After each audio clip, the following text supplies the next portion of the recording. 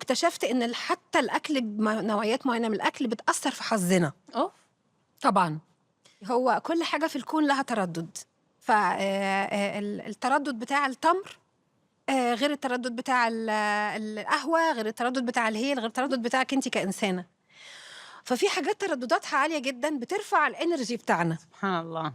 فتأثّر في حظنا، لأن حظنا برضه هو له علاقة بالكون اللي ربنا خلقه سبحانه وتعالى لخدمتِك.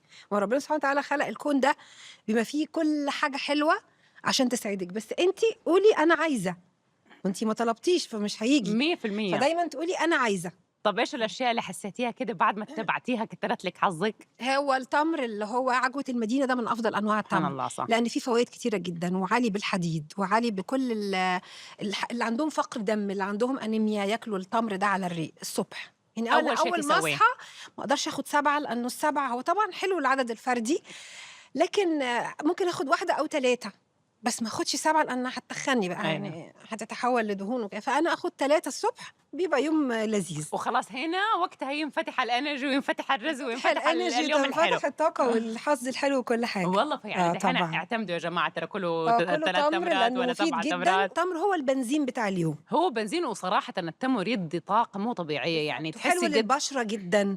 وهو دايمًا يقولوا لي: "إيه سر جمالِك؟" طَب أنتِ مش بتكبري ليه؟ عشان مش باكل في نَفْسي مش عشان التمر، طَب مش استني باكل في نَفْسي وباكل تمر. طَب إيش الأشياء اللي تخلّيكِ تاكلي في نَفْسِك؟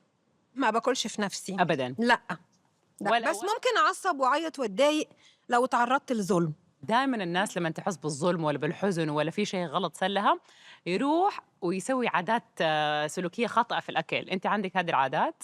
كان زمان كنت مثلًا أزعل لِب وسوداني وادّي له، أنتِ فاهمة، يعني أحدّق وأحلّي وأحلّي وأحدّق وأفضل طول الوقت بقلاوة، طب حاجة مملّحة، شوية مخلِّل، طب تمر، إيه ليه يا ست الكل اهدي تحسّي شوية. كده مشاعرِك بتتذبذب بنتِك. up وdown up وdown. فأنا لأن ضغطي واطي، فدايمًا باحب الحاجات المملّحة. اسكتي آخر مرّة عملت مخلِّل يا منمن، أيوه.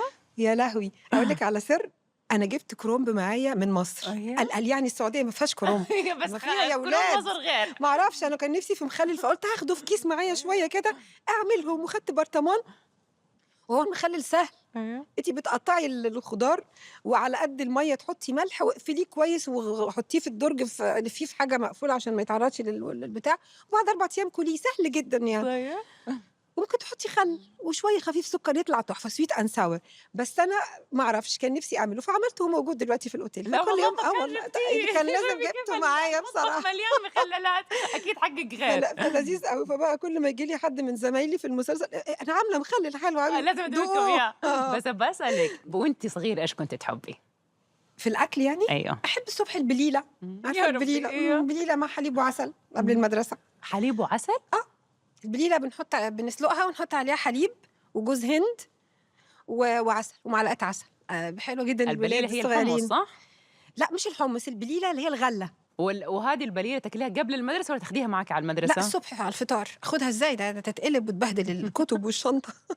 طب وفي المدرسة إيش تاخدي معاكِ؟ ساندويتشات بقى، ساندويتشات؟ موزة، أيوه. تفاحية، أيوه. كده، عصير. ساندويتش مثلًا لبنة؟ كنت باحب مربى جدًا، مربى؟ مربى الفراولة. يا ربي. وكان عندي زميلتي في المدرسة كان اسمها منال، كانت تقول لي: "تيجي نبدِّل أنا معايا جبنة، تاخدي الجبنة وتجيبي المربى." لأ شكرًا. فكنا نتبادل الساندويتشز يعني. لسه عندِك أصحاب في النجومية؟ يعني والّا تحسّي صار أصعب إنِّك أنتِ تسوي connection مع الناس؟ لا، لأ بالعكس، لا، لأ أصحابي زي ما هم وعلاقتي بيهم حلوة جدًا، واللي هم موجودين في حياتي اللي كانوا وقت الدراسة والجامعة، في اللي أشوفهم بالصدفة وفي اللي بنتواصل مع بعض دايمًا وفي يعني أتمنى أشوفهم طبعًا وحشوني جدًا يا يعني. عمري أنتِ.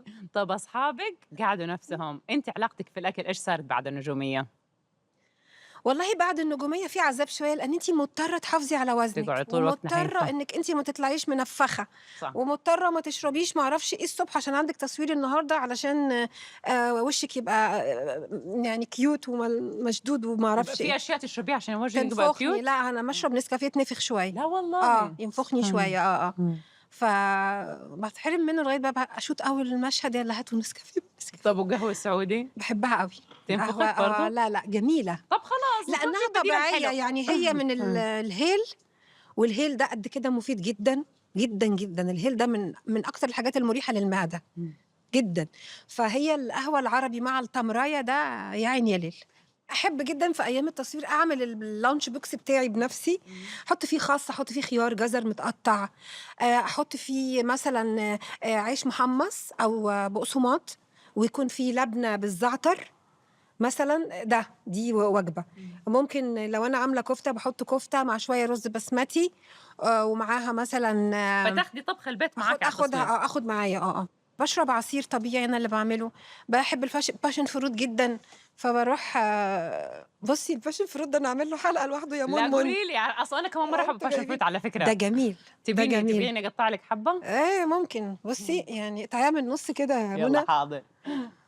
انا اقول لك تعملوا ايه بالظبط يا جماعه. الباشن فروت يعني السعاده والفرحه، بجد سعاده، فاكهه السعاده هو اسمها، اصلا اسمها باشن فاكهه الحب. يعني. باشن اللي اي والله. هو باشن يعني. طيب خلينا نروح للحب. لما انت ايوه، تحبي تطبخي. دي فاكهه الحب. بصي انا على طول بسحب الباشن فروت اللي في السوق كله عشان تبقي عارفه. ميرسي يا روحي. بصي هو طبعا احنا يعني بصي يا منى، هي ساور شويه، مزه ايوه. مش مسكره، فصعب ناكلها. متى بدأتي مش عايزه هذه؟ ادوق يا منى. لا انت دوقي، لا انا لا الحمد انا لله هاكلها اكلت. شويه. انا عكسك، انا لازم اكل املي بطني بعدين ابدا اصور. اديني 5 دقايق يلا تفضلي. هتلاقي الضحك بقى. بس اسمع، بس نبقى نرجع للحب، نروح من باشن فروت لما تكوني بتحبي. اما اكون بحب بطبخ ازاي يا ايوه اختي. بصي بقى، لما تكوني بتحبي، انت عايزه تعملي بقى اللي انت بتحبيه ده الدنيا كلها، صح فصحتك بتروح صح. ورجليكي بتوجعك، بس اللي هو يعني على قلبك احب من العسل. بعبر عن حبي بالطبيخ. كم مرة طب حبيتي؟ بعدين هو بيقول لك ايه اقرب طريق لقلب مش عارفه معدتهم. الراجل معدته. فانت فانا استخدمتي هذه الفلسفة. بمشي بيها على طول. طب وماشية؟ آه. الفلسفة دي لا كويسة. كويسه، لان الرجاله بيحبوا دايما الست اللي بتعرف تطبخ كويس. بس سمية المغرومة ايش الاطباق اللي كانت تحب تطبخها؟ حلوه أوي سمية المغرومه. الحمام المحشي. اوه. عاد كمان يعني لو اديتي له حمام وما يحبك مشكلة فيه انه شفتي يكون. ازاي؟ الملوخيه والشقه اهم حاجه في الملوخيه، لازم انت تعملي ملوخيه ايش تعمل لها اسمها؟ كده الشقه. انت بتطبخي من قلبك يعني. ايوه. طيب كم مرة حبيتي؟ لا كتير يا منمن. كتير كتير. طب حلو بالعكس. كتير يا منمن، كتير كتير. لازم بس تقولي لي كده سر بسيط صغنن. عايزة بس أعرف ولا واحد منهم عشتي معاه قصة رومانسية في الأكل؟ كده قصة تقولي لنا إياها عن الأكل لا هو معاه؟ واحد منهم له الاول وله الاخير. أيوه. شوفي هو مفتقد جدا السندوتشات اللي انا كنت بعملها له، أوكي لدرجه انه بعت لي مع واحده من المقربين يعني، أيوه. قولي لها السندوتشات بتاعتنا وحشتني قوي. إيش هو أي سندويش أي واحد بالضبط؟ انا كنت بعمل سندوتشات عالميه. زي إيش؟ أنت حبيبتي كل شيء بتسويه عالمي من يوم لا ما بدأنا. خلينا عارفه نقول لك. البتاعه دي التوستر اللي بنحط العيش فيها ونكبسها كده دي، فيطلع كريسبي ومن جوه جوسي مع الحاجات. لا تحشيها إيش تحشيني. مثلا؟